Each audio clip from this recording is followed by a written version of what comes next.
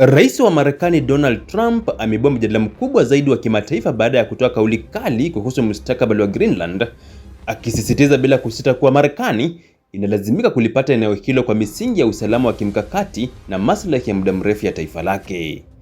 Kauli ya Trump imekuja siku chache kabla ya mkutano wa jukwaa la uchumi duniani WEF mjini Davos, ambapo masuala ya usalama wa kimataifa, uchumi na mabadiliko ya mfumo wa dunia yanatarajiwa kutawala ajenda.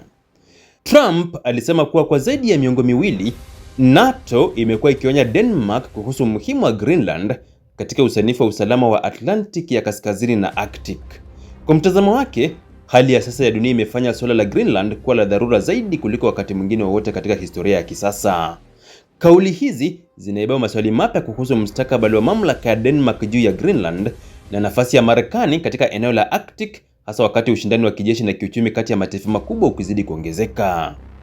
Trump pia alithibitisha kuwa rais wa Urusi Vladimir Putin amealikwa kuwa sehemu ya kile alichokiita Board of Peace, chombo kipya kinachopendekezwa kushughulikia migogoro mikubwa ya kimataifa. Hata hivyo, alionyesha wazi kuwa si viongozi wote wa Ulaya wanaunga mkono mpango huo. Akizungumza kuhusu rais wa Ufaransa Emmanuel Macron, Trump alidokeza kwa mtazamo wa kisiasa kuwa anaweza kutumia ushuru mkubwa wa kibiashara kushinikiza ushiriki wa Ufaransa katika mpango huo. Aidha, alidokeza kuwa mustakabali wa Macron kisiasa unaweza kuwa mfupi, kauli iliyochukuliwa kama ishara ya mvutano wa kisiasa kati ya Washington na Paris. Trump alirejea NATO kama muungano ambao umekuwa ukitoa tahadhari kwa Denmark kwa miaka mingi bila mafanikio ya haraka, akionyesha kuwa baadhi ya washirika wa Ulaya wamekuwa wakichelewa kuchukua hatua za kimkakati kuhusu masuala ya usalama. Kauli hizi zinaeleza mtazamo wa Trump kwamba Marekani imekuwa ikibeba mzigo mkubwa wa ulinzi wa magharibi, huku washirika wake wakichukua hatua kwa kusuasua. Kuhusu mkutano wa Davos, Trump alisema ujumbe mkuu wa Marekani ni kuonyesha mafanikio ya kiuchumi ya taifa hilo, akisisitiza kuwa Marekani iko katika hali bora zaidi kiuchumi na kimkakati. Aliongeza kuwa ujumbe wa Marekani una ratiba pana ya mikutano ya majadiliano, ishara kuwa Washington inakusudia kutumia Davos kama jukwaa la kuimarisha ushawishi wake wa kimataifa. Kauli ya Trump kuwa Davos itakuwa ya kuvutia sana inaashiria uwezekano wa mikutano, makubaliano na hata misuguano ya kisiasa inayoweza kuathiri mwelekeo wa dunia kwa mwaka mzima wa mwaka 2026.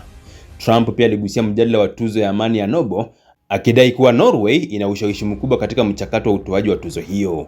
Kauli hii imechukuliwa kama sehemu ya mtazamo wake mpana wa kukosoa taasisi za kimataifa, akiziona kama zinazoendeshwa kwa maslahi ya kisiasa badala ya misingi ya haki na uhuru.